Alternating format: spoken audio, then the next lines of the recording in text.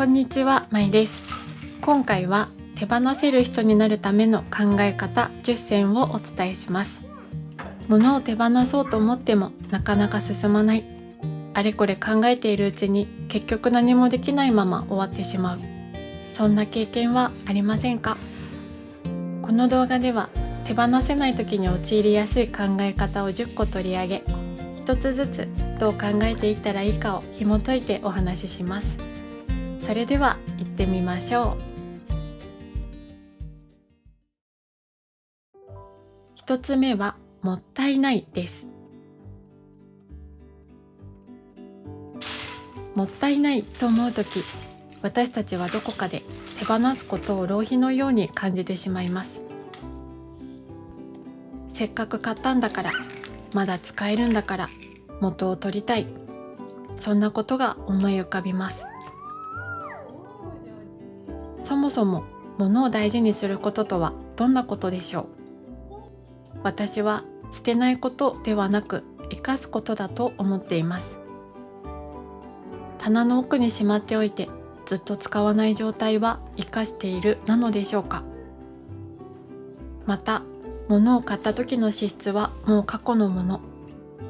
お金はすでに払っていて戻ってくることはありません。しかし、その後もずっと管理していくというのは未来のこと。使わないものをずっと手入れし続けること。使わないものをずっと保管し続けること。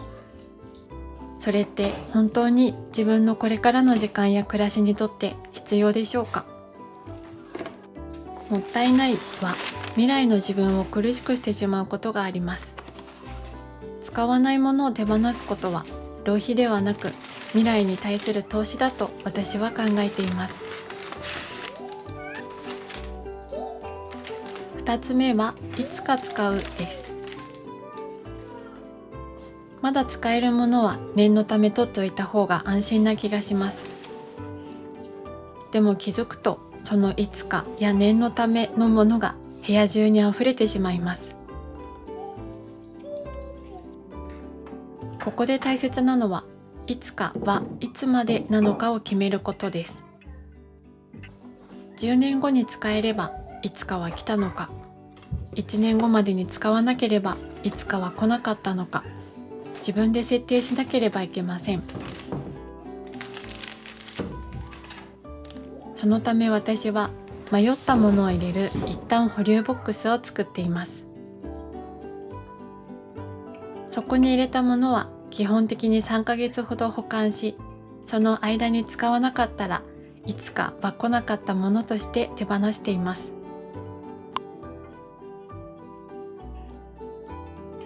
そうやって区切りをつけると、いつか使うかどうかを考えるのではなく、使ったかどうかで判断できるため決断が楽になります。3つ目は考えるのに疲れるです。片付けたくても片付かないのはやる気がないからではありません。私自身、片付けに挫折してしまう原因となっていたのは考えるのに疲れてしまうことでした。一つ手に取るたびに、これはいる？いらない？まだ使う？捨てて後悔しない？そんな風に毎回ゼロから考えていると脳がどんどん消耗していきます。仕事の会議だって疲れるのに、片付けは頭の中で小さな会議を何十回も開くような作業。それでは疲れて面倒になってしまいます。そして最後にはもういいやと片付け自体が嫌になってしまうのです。そんな時は判断を感情ではなく仕組みにしてしまうのがおすすめです。例えば私は迷った時に自分に3つの質問をします。それは今使っているか？使う予定はあるか？それは代用できないか？それは本当に大切なものか？この質問に答えるだけで判断が機械的になって楽になります。慣れてくれば無意識的にできるようになってきます。片付けでは脳を疲れさせない工夫がとても効果的です。4つ目は他人と比較して諦めるです。片付けをしている時に意外と大きな壁になるのが他人と比べてしまうことです。SNS を開くとすっきりした部屋、整った暮らし、完璧に見える生活が並んでいます。それらを見ているうちに、なんで私はああいう風になれないんだろう、私にはセンスがない、そんな風に自己嫌悪になって手が止まってしまうことがあります。でも SNS で発信されるのは一番綺麗な角度や一番映える瞬間が切り取られているんだと思います。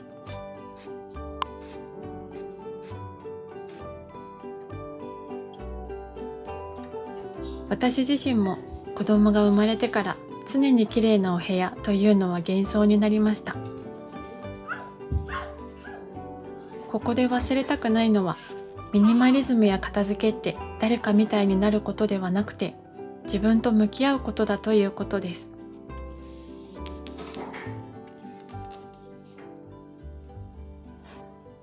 他人の正解よりも自分がどうありたいか、どんな暮らしが心地いいのか、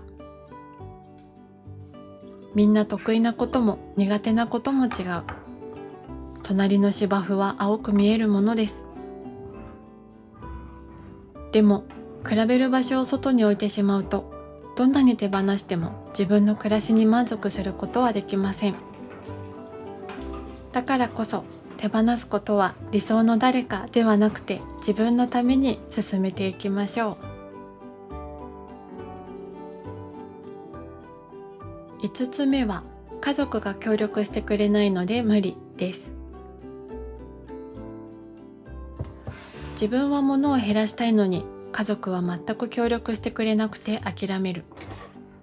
でも本質的な問題は家族の協力よりも自分だけ頑張っている孤独かもしれません。私だけ気にしている、どうして分かってくれないんだろうと。減らしたい人にとっては少ないことが楽、家族にとっては多い方が便利で安心。ここでぶつかっているのは暮らしに求める快適の形の違いかもしれません。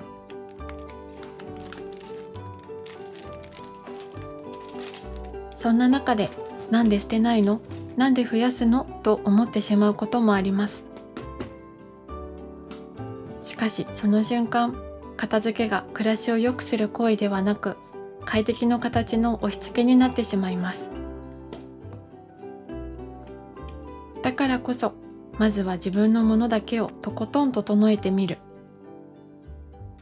そして物を減らすことを言葉で押し付けるよりも、自分が快適に暮らしている姿の方が影響力があると思います。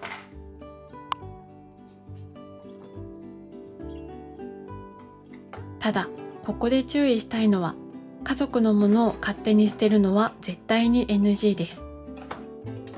必ず相談しましょう。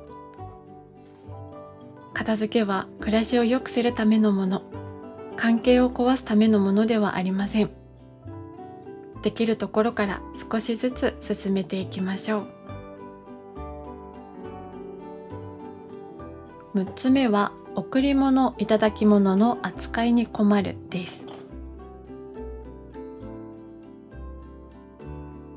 贈り物やいただき物、これが一番手放しにくいという方も多いと思います。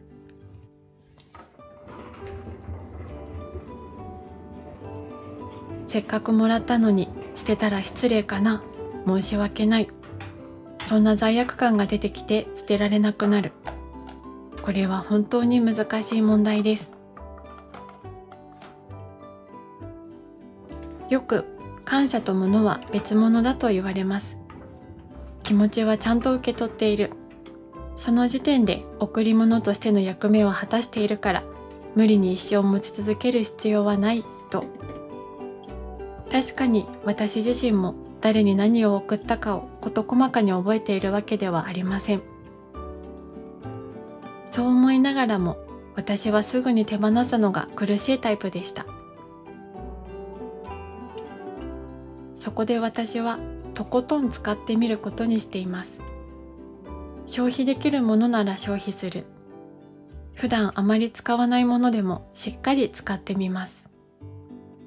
そうすると思わぬ発見や新しい経験ができることがあります。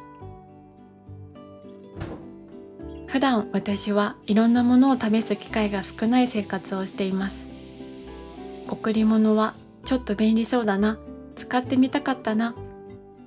そんなものに出会える楽しさがあって、自分では選ばないものであっても素直に嬉しく感じられるようになりました。とことん使って使い心地を知ったり、自分の生活に合うかどうかを実験してみたり、いつか手放すときはちゃんと使い切ったと思えるんです。そのため罪悪感よりも素直な感謝の気持ちで手放せるようになりました。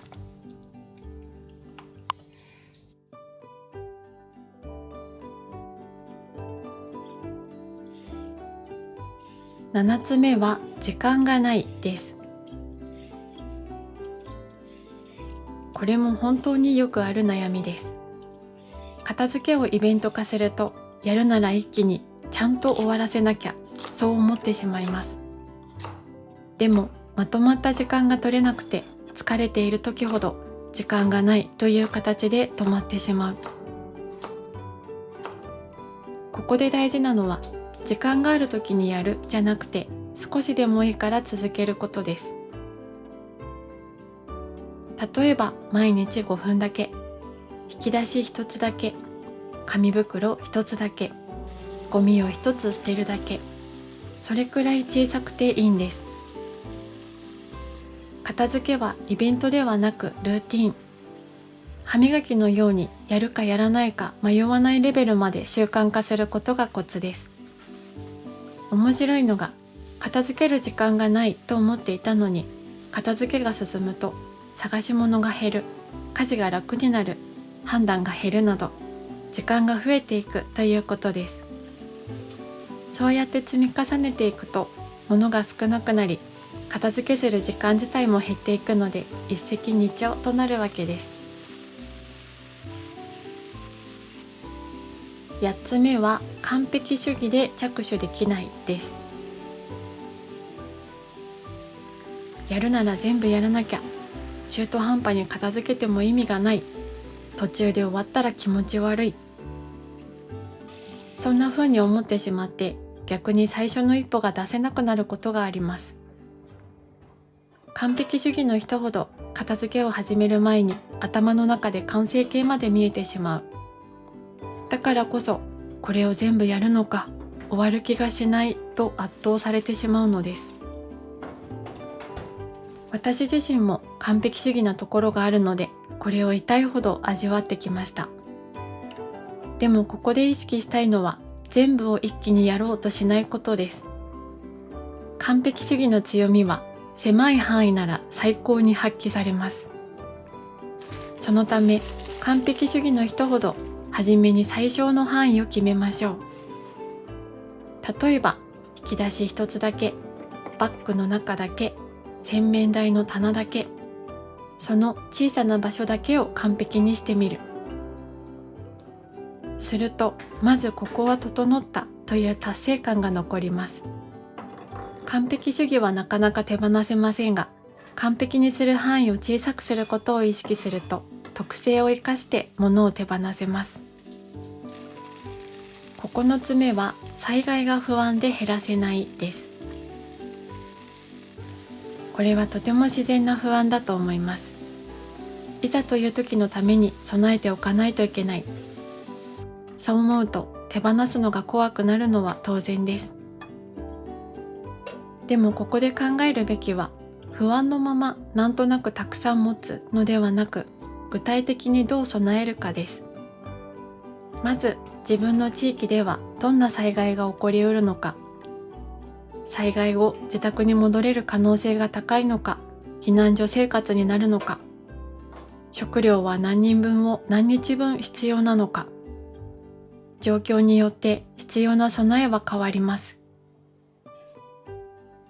こうやって具体的にすると、これは必要、これは多すぎた。その境界が少しずつわかるようになります。備えは闇雲に増やすことでも減らしすぎることでもなく、必要なものが必要な形で整っていることが大切です。ただ私も防災品の見直しを今まで何度もしてきましたが、一度で完璧に整えるのは難しいことだと感じています。だからこそ定期的に見直して更新していく。それが災害に対する漠然とした不安を手放す一つだと考えています。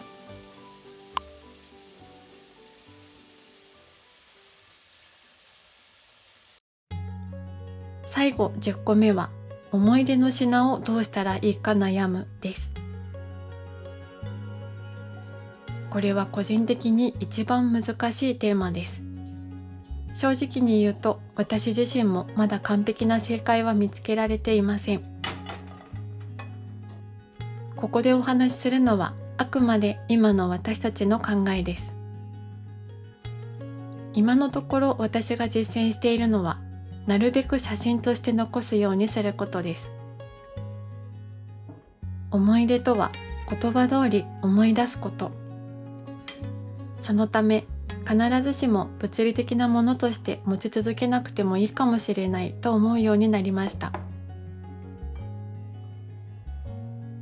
何かを見たときにその記憶がふっとよみがえればいい。それが写真でも言葉でも心の中でもいい。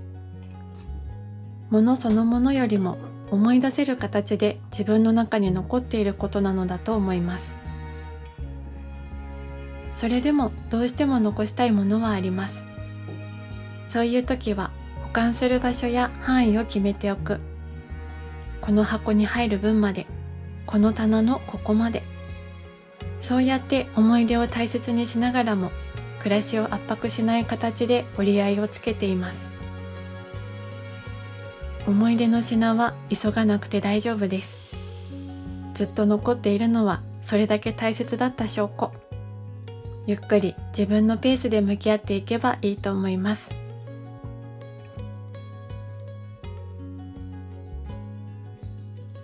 はい、以上が手放せる人になるための考え方10選でした。手放せない理由ってただ物が多いからではなくて、もったいない気持ちだったり、不安だったり、思い出だったり、優しさだったりします。だからこそ手放すのが難しいのは当たり前なんです。でも今回話したように、手放せないときは自分を責めるのではなくて、どんな思考が引っかかっているかなと少しだけ立ち止まってみてください。きっと自分の思考の癖に気づくことができると思います。この動画が面白かったよ、参考になったよと思っていただけたら、グッドボタン、チャンネル登録、コメントいただけると嬉しいです。あと、ボイシーでラジオ配信もやっています。ラジオではミニマリズムや日頃の気づきなどについてゆるっと話しています。概要欄にリンクがありますので、ぜひ聞いてみてください。最後までご視聴いただきありがとうございました。また次の動画でお会いしましょう。